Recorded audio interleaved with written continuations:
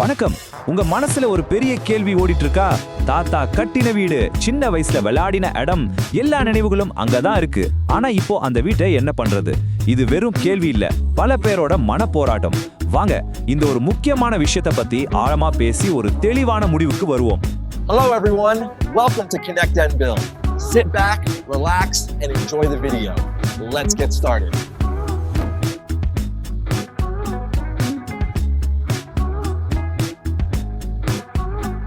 Like, share, and subscribe to Connect and Build. I have already done. Did you guys subscribe?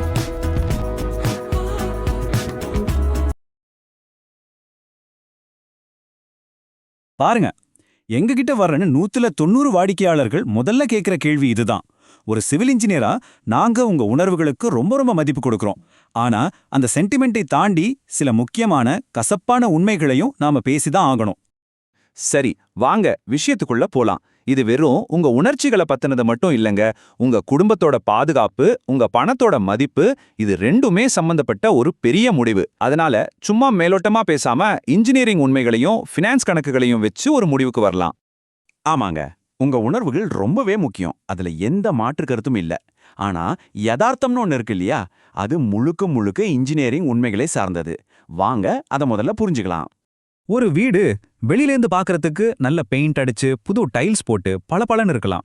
ஆனா அதோட பலத்தை தீர்மானிக்கிறது அது இல்ல, அதோட அஸ்திவாரம், அதோட தூண்கள் தான். இப்போ யோசிச்சு சொல்லுங்க, அந்த வீடு உங்க குடும்பம் வாழ்றதுக்கு உண்மையிலே பாதுகாப்பானதா? இதுதான் முதல் கேள்வி. ஆமா, இந்த வார்த்தையை கேட்டா கொஞ்சம் அதிர்ச்சியா இருக்கலாம். ஆனா மனுஷங்கள மாதிரியே வீடுகளுக்கும் ஒரு ஆயுட்காலம் உண்டு. அது அதோட கட்டமைப்பு, அதாவது அதோட எலும்புக்கூட்டை பொறுத்தது. சில சமயம் ஒரு வீடு வெளியே பார்க்க நல்லா இருந்தாலும் உள்ளுக்குள்ள அதோட ஆயுசு முடிஞ்சு போயிருக்கும். இப்போ ஒரு வீட்டோட தலையெழுத்தியே மாத்தக்கூடிய 4 முக்கியமான பிரச்சனைகளை பார்க்கலாம். ஒன்னு, பழைய காலத்துல கட்டின லோட் பேரிங் சுவர்கள். அதை இப்போதைய ஓபன் டிசைனுக்கு மாத்துறது ரொம்ப கஷ்டம், ரிஸ்க்கும் கூட. ரெண்டாவது, மெட்ராஸ் டெரஸ். அதுல இருக்கிற மர சட்டங்களை கரையா அரிச்சிருக்கலாம். மூணாவது, நீங்க கடற்கரை ஓரமா இருந்தீங்கன்னா அந்த உப்பு காத்து கம்பி அரிச்சு கான்கிரீட்டை வெடிக்க வச்சிரும். நாலாவது, ரொம்ப முக்கியமானது, பழைய இரும்பு பிளம்பிங் பைப்புகள். அது சுவத்துக்குள்ளேயே துருப்பிடிச்சு தண்ணி கசிஞ்சு மொத்த பில்டிங்கையும் பலவீனமாக்கிடும். இந்த ஒரு வரி போதும் நிலைமையோட தீவிரத்தை புரிஞ்சுக்க.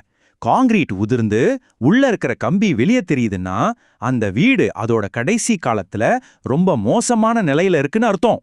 அது ஒரு அபாயமணி. இது ரொம்ப முக்கியமான பாயிண்ட். அதாவது அடிப்படை கட்டமைப்பே ஆட்டம் கண்டிருக்கும் போது நீங்க மேல எவ்வளோதான் செலவு செஞ்சு அழகுபடுத்தினாலும் அது ஒரு தற்காலிகமான சமாளிப்பு தான். அது முழுசா ஒரு வீணான முதலீடு. சரி, இப்போ இன்ஜினியரிங்கை விட்டுட்டு பண விஷயத்துக்கு வருவோம்.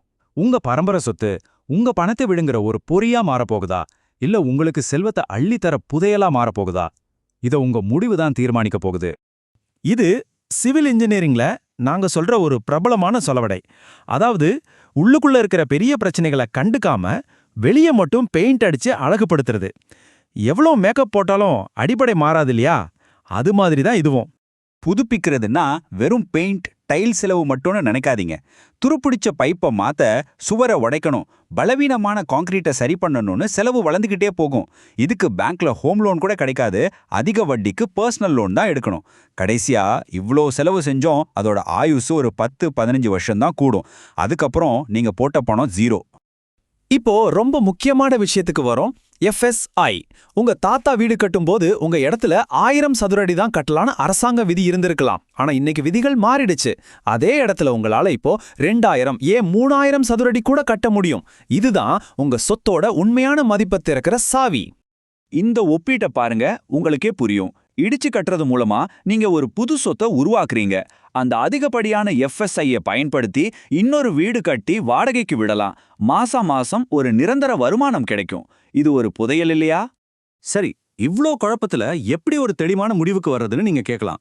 அதுக்குதான் உலகத்துல இருக்கிற எல்லா இன்ஜினியர்ஸும் பயன்படுத்துற ஒரு சிம்பிளான ஆனா ரொம்ப பவர்ஃபுல்லான விதி இருக்கு. இந்த ஒரு நம்பர் தான், இந்த 40% தான் உங்க எல்லா குழப்பத்துக்கும் ஒரு முற்றுப்புள்ளி வைக்க போகுது. இந்த விதி ரொம்ப சிம்பிள். ஒரு வீட்டை புதுசா கட்ட ஆற செலவுல 40%க்கும் மேல அதை புதுப்பிக்க செலவாகும்னு தெரிஞ்சா வேற எந்த யோசனையும் இல்லாம அந்த பழைய வீட்டை இடிச்சிடுங்க. இதுதான் புத்திசாலித்தனமான நிதி மற்றும் பொறியியல் முடிவு. இங்க பாருங்க, ஒரு புது வீடு கட்ட 50 லட்சம் ஆகும்னு வச்சுக்கலாம். அதை சரி பண்ண 25 லட்சம், அதாவது 50% செலவானா யோசிக்கவே வேணாம், இடிச்சு கட்டுறதான் சரி. அதே நேரம் செலவு 15 லட்சமா, அதாவது 30% தான் ஆகுதுன்னா அப்போ நீங்க புதுப்பிக்கிறத பத்தி யோசிக்கலாம். எவ்வளோ தெளிவா இருக்கு பாத்தீங்களா? ஒரு வீட்டை இடிக்கிறதுங்கிறது ஒரு முடிவல்ல. அது ஒரு புதிய வலிமையான பாரம்பரியத்தை உருவாக்குறதோட ஆரம்பம். உங்க தாத்தா கட்டின வீட்டை இடிக்கிறோம்னு நினைக்காதீங்க. அவரோட உழைப்பால கிடைச்ச அந்த மண்ணுல இன்றைய நவீன தொழில்நுட்பத்தோட அடுத்த பல தலைமுறைகள் பாதுகாப்பா வாழக்கூடிய ஒரு உறுதியான வீட்டை கட்டுறீங்க. இதுதான் நீங்க அவருக்கு செய்யக்கூடிய உண்மையான மரியாதை. நல்லா ஞாபகம் வச்சுக்கோங்க, நினைவுகள் செங்கற்கள்ல இல்ல, அந்த இடத்துல தான் இருக்கு. அந்த இடத்த அடுத்த கட்டத்துக்கு கொண்டு போறது தான் சரியான முடிவு. இப்போ இந்த கேள்விக்கு உணர்ச்சி பூர்வமா பதில் சொல்லாதீங்க, புத்திசாலித்தனமா பதில் சொல்லுங்க. உங்க சொத்தோட உண்மையான நிலைய ஒரு நல்ல இன்ஜினியரை வச்சு செக் பண்ணுங்க. உங்க குடும்பத்தோட எதிர்காலத்துக்கு எது சரியானதோ அந்த முடிவை தைரியமா எடுங்க.